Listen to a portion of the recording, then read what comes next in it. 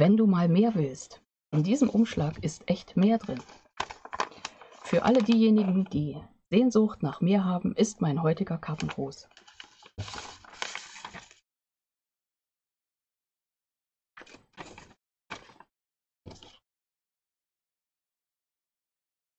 Jo, eine Deko-Grußkarte, ein Mobile, eine Unruhe, eine Karte, die man einfach auspacken kann, sich freuen kann und dann hinhängen.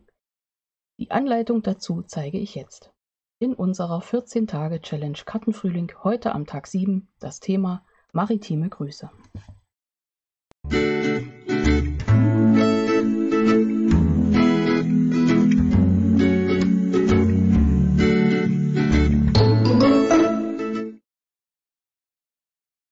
Hallo und herzlich willkommen in meiner Kreativwerkstatt. Schön, dass du dabei bist. Ich bin Angela von der Stempelfamilie. Ich bin unabhängige Stampin'-Up-Demonstratorin. Hier erwarten dich viele kreative Ideen und Anleitungen. Dir gefallen meine Projekte? Gib mir gern einen Daumen hoch und abonniere am besten gleich meinen Kanal.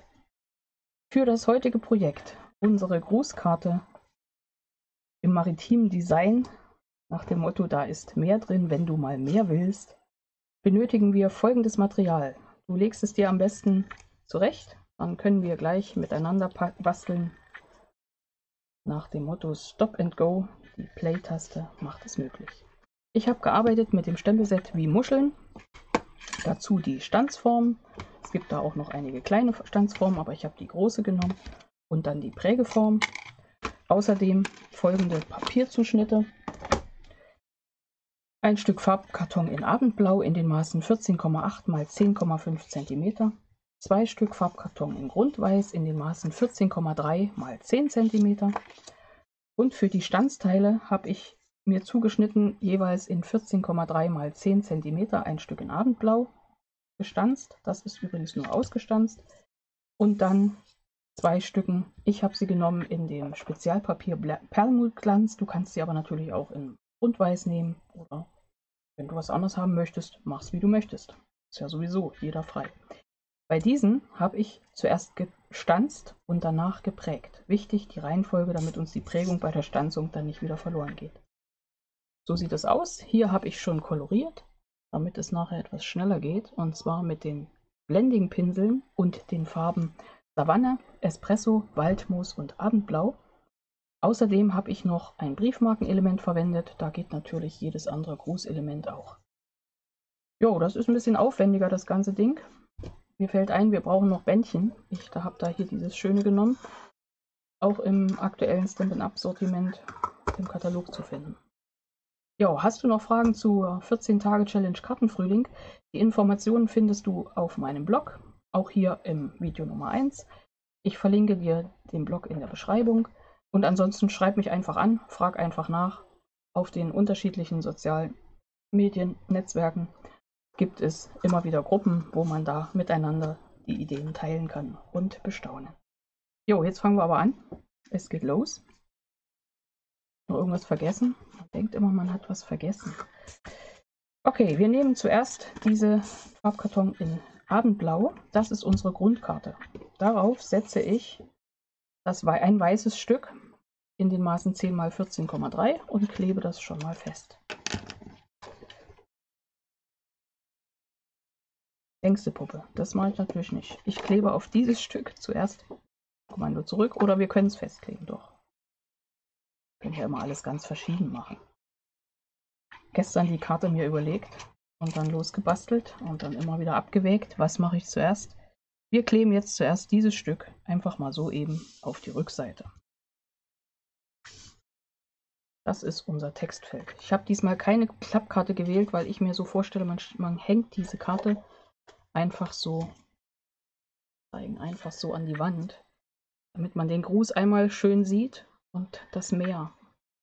Die Elemente vom Meer, Muscheln und Grünkrams und was nicht alles zum Meer gehört. Ich wollte eigentlich noch einen Sand dranhängen in einem kleinen Gläschen, aber dann dachte ich, Mensch, du wolltest es ja in den Brief packen. Passt ja gar nicht.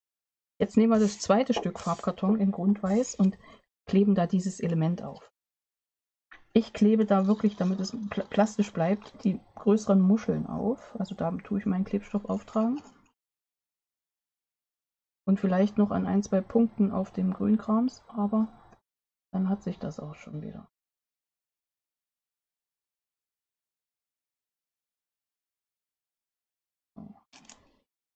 Ich habe ja wirklich den Vorzug, ich wohne so gut wie fast am Meer und das heißt, jederzeit, nämlich nachher, kann ich mal einmal kurz ans Meer. Aber für alle, die das nicht können, und da habe ich einige in meinem Freundeskreis, genau diese Karte. Jo, locker aufgeklebt, bloß nicht flach drücken. Das haftet dann schon. Siehst ja, es hält. Das lassen wir erstmal so. Und als nächstes bereiten wir hier noch weiter vor, und zwar nehme ich jetzt doppelseitiges Abreißklebeband. Du siehst ja, hier ist eine Mattung. Das heißt, ich setze mein Band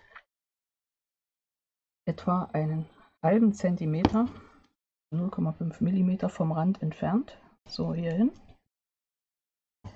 Diese Richtung und hier hochwärts.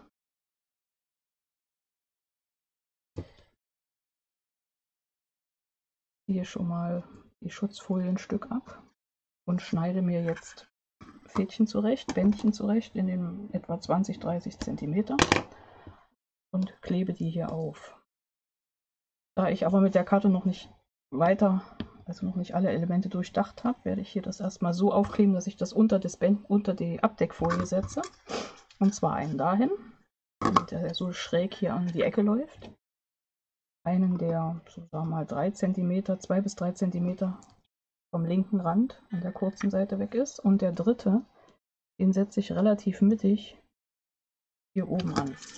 Ja, muss man natürlich abschneiden. Ich nur wieder Bändchen schneiden. Und den setzen wir hier oben hin. Und dann lege ich meine Abdeckfolie wieder drauf. Da ist alles safe. Aber dieses habe ich soweit vorbereitet. Ja auch. So, das ist mein vorbereitetes Grundelement. Lege ich beiseite. Brauchen wir nachher wieder. Dieses habe ich auch schon fertig.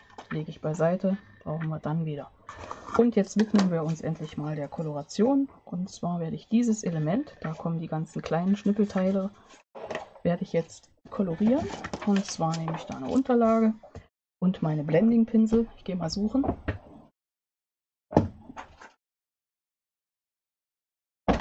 Und da ist sie wieder. Ich habe in Blau.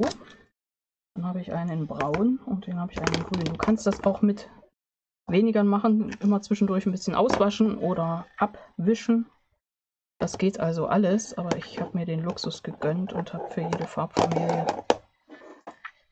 einen Pinsel. So, ich fange mal mit Grün an. Grün sind sämtliche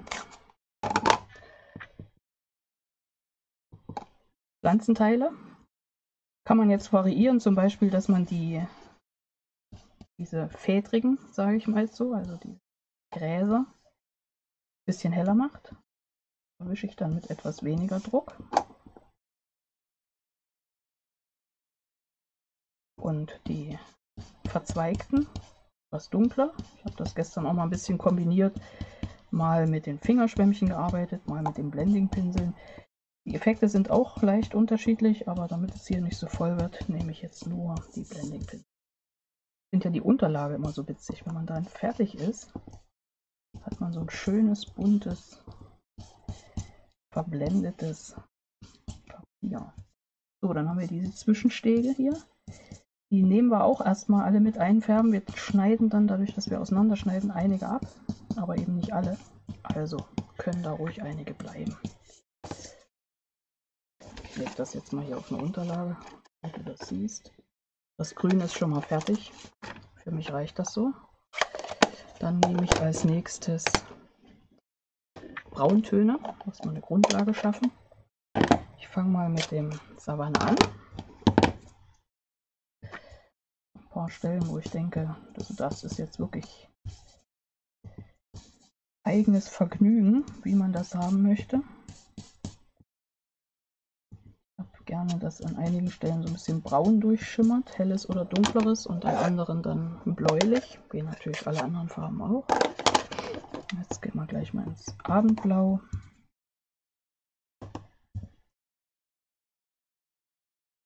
Gehen hier so. Jetzt noch mit mehr Farben arbeiten, weißt du, das ist wirklich Spielerei jetzt. Mehr Blau oder weniger Blau, du das gern hättest. zu viel Blau kann auch nicht an die Muscheln. Es gibt ja natürlich noch 1000 andere Farben, in denen Muscheln schimmern können. Ich nehme mal jetzt durchaus noch das dunkle Braun, das Espresso. Nee, ist es nicht. Stopp. Mal gut, wenn man nochmal prüft. Das Espresso. Braun. Wie dunkel es wird und setze hier noch so ein paar dunkle Kanten rein. Wie gesagt, das ist jetzt mal schnell eben gezeigt. Da kannst du Stunden mit verbringen, wenn du Freude dran hast oder eben weniger. Ich möchte das jetzt so haben. Jetzt erstmal alle Pinsel beiseite, alle Stempelkissen beiseite. Nicht zu weit weg, aber schon weg. Dann ist es hier etwas leerer. Die Malunterfläche, Unterlage ganz weit weg. Hier, so haben wir das jetzt. Kann man das runterlegen, sehen wir das noch besser. Super sieht das aus. Dieses zusammen brauchen wir jetzt für unsere Elemente. Jetzt nehme ich mir das mal als Vorlage hin. Wenn man eine Sache nur einmal macht, vergisst man das. Also ich vergesse das natürlich. So, ich schneide mir zuerst die Elemente aus dem vorderen Teil, also aus der Auflage zurecht. Und zwar so, dass ich ein bisschen von dem Grün dran lasse. Könntest du natürlich auch komplett abschnippeln. Ich finde das echt witzig, dass das so mit Grün da rumhängt. Ein Fantasiegebilde. In echt hängt das ja nicht so rum. Aber wir machen das. Und dann schauen, ob man die Endstücken einfach ein bisschen variiert, dass es einen guten Übergang gibt.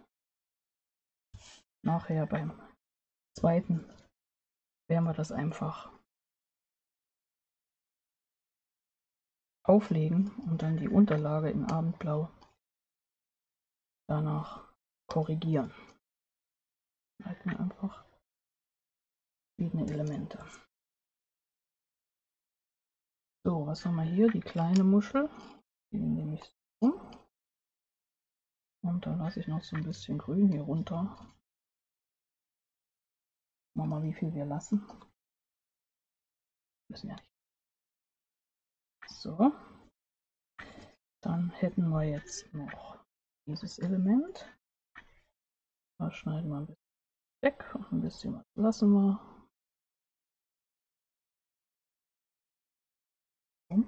Warum? Vielleicht auch ein bisschen kürzen. So viel Schnicki-Kram dran lassen.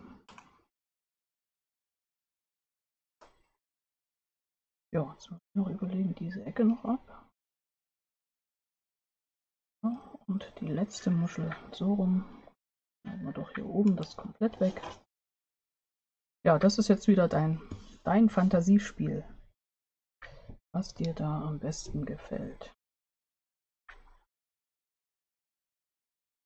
Gut, dann habe ich noch 3 Elemente, die hatte ich vorher schon vorbereitet in dem Stanzen- und Stempelset. Sind auch noch einige Teile drin, die man einzeln dann stempeln kann und ausstanzen kann. Und das habe ich einfach gemacht. Und habe hier praktisch noch das Sternchen und die Qualle und noch eine Muschel für Ernstfälle. Lasse ich hier mal liegen. Würde ich im Nachhinein kolorieren, kannst du dir ja dann vorstellen. Weil ab jetzt ist es ja eigentlich nur noch Fleißarbeit. So. Wir gehen jetzt zurück zu unserer Karte. Ich lasse das jetzt hier am Rand liegen. Wundere dich nicht, dass die Hütte hier so voll ist. Habe ich dir die schon gezeigt? Ja, hier noch so eine schöne Eselkarte, eine Aufstellkarte. Da gibt es auch eine Anleitung auf meinem Kanal. Verlinke ich dir gerne. Und was habe ich noch? Die zweite. Warte, falsch rum. So. Jo. Gleiches Stempelset, andere Idee. Gut, dann können wir jetzt das nach oben legen. Unsere Muscheln hier schon mal schön hinsortieren. Geht natürlich auch wieder völlig anders. So. Geht oben hin, aber ich mache das jetzt so. Das so. Und dieses so. Dazu brauchen wir dann beim Kleben gleich dieses. Briefumschlag brauchen wir im Moment nicht. Das war ja selbsterklärend. Jetzt nehmen wir uns das Teil und kleben es ruhig auf. Ich habe das, denke ich, so ausgemessen, dass das dann nachher nach unten hängt. Also arbeite ich jetzt hier weiter. Das hättest du natürlich auch vorhin machen können, aber ich, wie gesagt, wollte das so rum haben. Möchte mir sicher sein, dass hier alles an der richtigen Stelle hängt. Jetzt nehme ich das Element, in dem Fall doch nochmal Flüssigkleber, und klebe das hier drauf.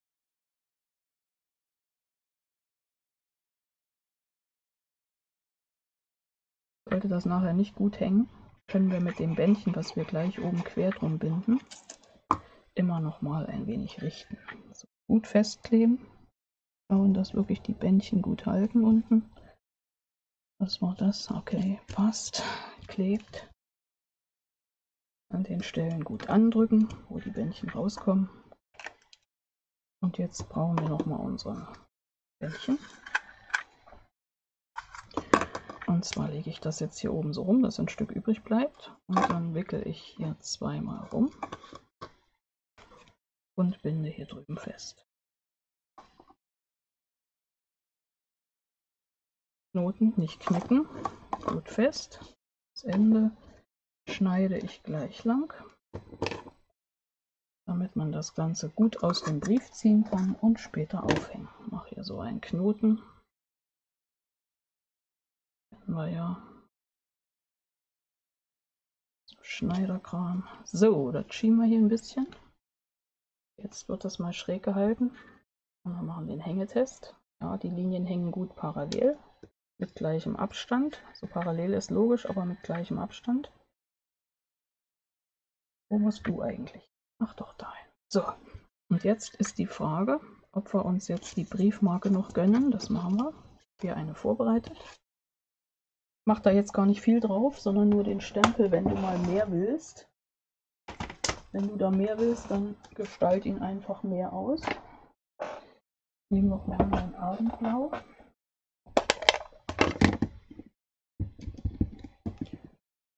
Und setze das jetzt. Die Marke ist schmutzig. Moment, ich hole eine neue Marke. Gar nicht so, dass wir nicht hätten. Nehmen wir die. Zweite Marke. Wenn du mal mehr willst, so gerade wie möglich. Ein bisschen mehr setze ich dann noch daneben. Jetzt nehme ich meine Abstandsklebepunkte. Immer sind sie weg. 4 Stück in dem Fall. Klebe die auf die Rückseite. Wie gesagt, ich werde danach noch ein bisschen nachkolorieren. Aber das haben wir ja nur schon gesehen, wie es geht. Ich will das nicht nochmal zeigen. Moment. Ja. So, und dann setze ich die hier so, dass man noch genug sieht, schräg auf. Und das Ding hängt. Super. Ja, der Rest ist jetzt ja selbsterklärend, aber ich bastel das gerne mit euch zusammen. Fertig. Und zwar nehme ich mein Sternchen, den fangen wir an, setze den hier oben hin. Koloration kommt später. Kann ich ja nachher einfach nochmal nacharbeiten mit dem Bürstchen, mit den Blending-Pinseln. Lege ich mir das auch so hin, wie das nachher in etwa fallen wird. Den setze ich relativ weit oben. Nehme den Flüssigkleber und setze deckungsgleich den kleinen Stern drauf.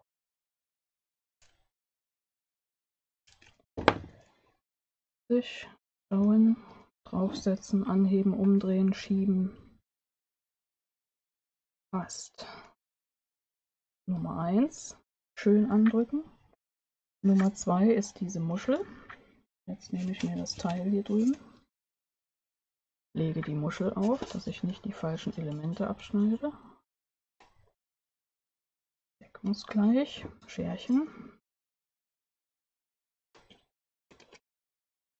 Nicht verrutschen. Du könntest die Rückseite natürlich auch weglassen. Du könntest die Rückseite mit dem Blending-Pinsel einfärben.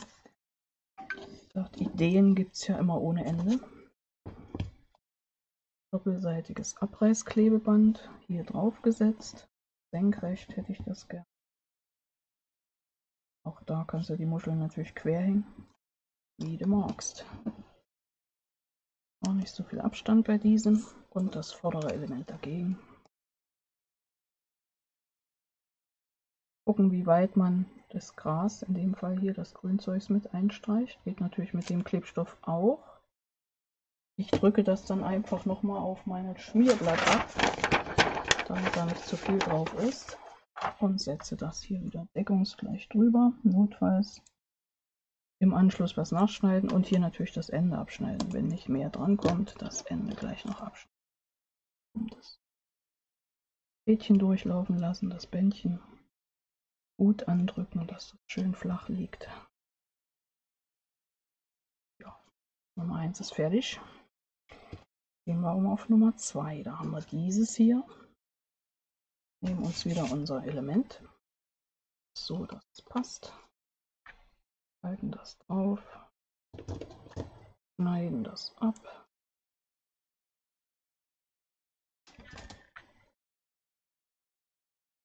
Schneiden nach. Jetzt gucke ich, dass das ein bisschen, wenn es so nachher hängen wird, das vermute ich einfach, dass es so hängen wird, dass das ein bisschen schön versetzt hängt. Setze hier wieder doppelseitige auf, ziehe die Schutzfolie ab, fixiere schon mal die erste Lage und mein Element kommt oben drauf. Flüssigkleber, gleicher Prozess.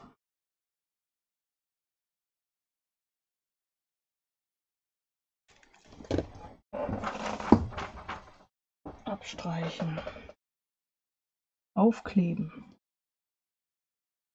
Ja, wird sicher. Ja, hier kannst du natürlich überlegen, willst du das einfach so durchlaufen lassen? Ich lasse das jetzt einfach so durchlaufen oder willst du es durchfädeln? Bisschen wieder überlegen, wie es dir am besten gefällt. Jetzt machen. Nächstes Element. Da wird das der Reihe nach abgearbeitet, wie du siehst. Und nichts schief gehen. Hier wieder schön nachschneiden.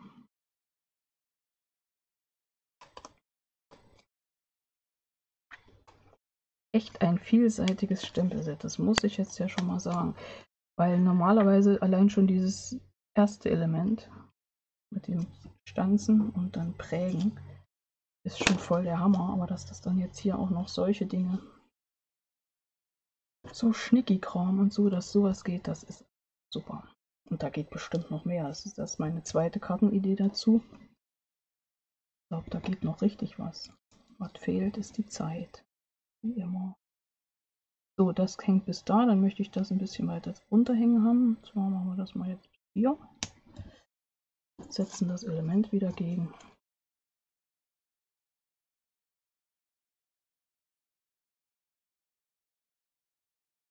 Wir könnten jetzt auch den Präzisionskleber nehmen, aber wenn das immer so lange dauert, bis das wieder eingefädelt hat, bei euch natürlich schneller, denn der Kleber ist top, nehme ich jetzt mal hier meinen Tombow Flüssigkleber. Jo, wieder schön platzieren. Gucken, was hat sie vergessen? Das Bändchen abschneiden. Das macht sie jetzt. Das geht noch. Da ist es. Alles noch heile. Nochmal draufsetzen. Vielleicht mal es auch komplett abnehmen können. Hochheben. Nibbel weg. Ja. Schiebung. Und das nächste Element, das letzte. Das ist wirklich das letzte. Da haben wir dieses, da haben wir jenes und da haben wir diese Muschel. So, normalerweise mache ich dann das Video aus, wenn ich klebrige Hände habe. Ist gleich soweit.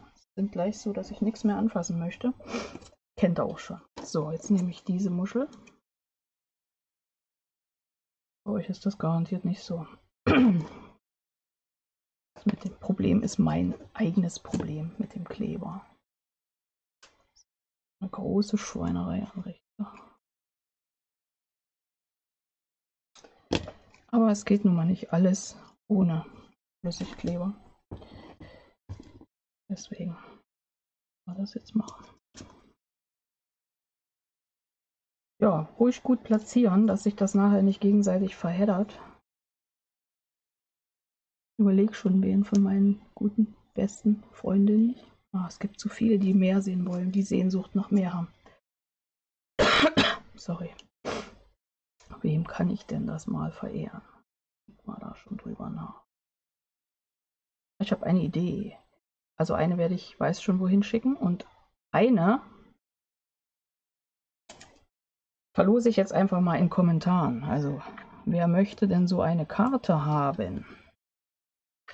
Er kann ja mal kommentieren und sagen, er hätte gern so eine. Und wenn das mehr als einer ist, entscheidet das Los. Dann ziehen wir uns hier unser Tütü an und ziehen einen Gewinner.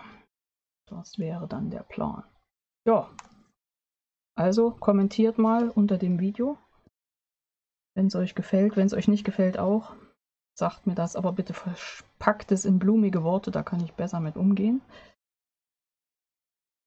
Und ja, wenn da mehr Kommentare als einer stehen, entscheidet das Los.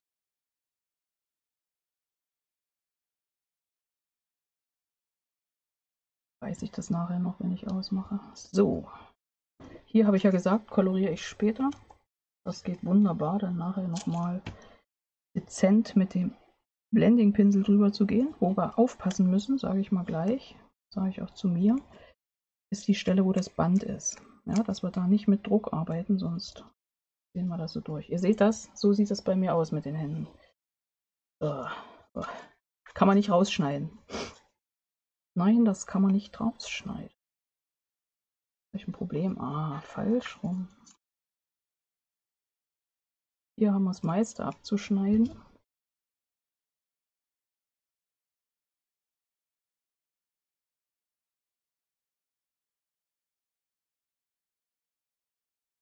Das geschafft. Glücklich sein. Gleich habt ihr es auch geschafft. Und hier schneide ich die Beinchen noch ab. Perfekt. Letztes Teil hängt auch wieder runter.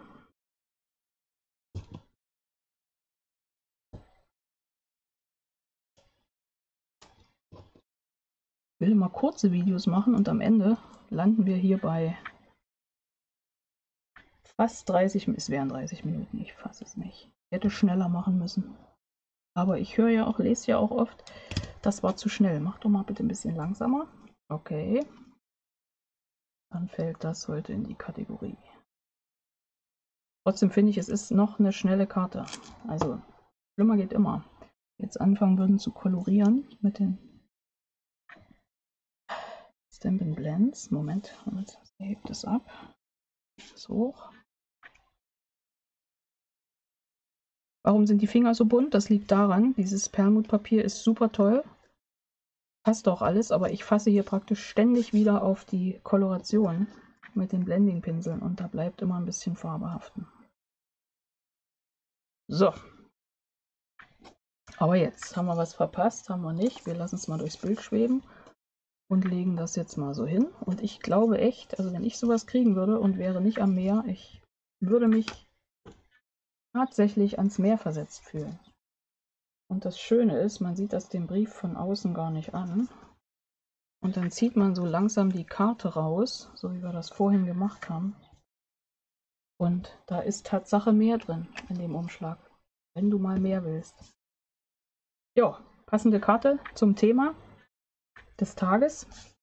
Was war? Maritime Grüße. Und das war auch schon mein Projekt für heute. Ich hoffe, dir hat mein Video gefallen, dir hat meine Idee gefallen. Dann gib mir doch einen Daumen hoch, das freut mich riesig. Willst du meine Idee nachbasteln? Dann speichere dir am besten das Video gleich in einer Playlist. Dann brauchst du später nicht lange suchen. Hast du Fragen dazu oder zu unserer Karten-Challenge? Dann schreib mir einfach.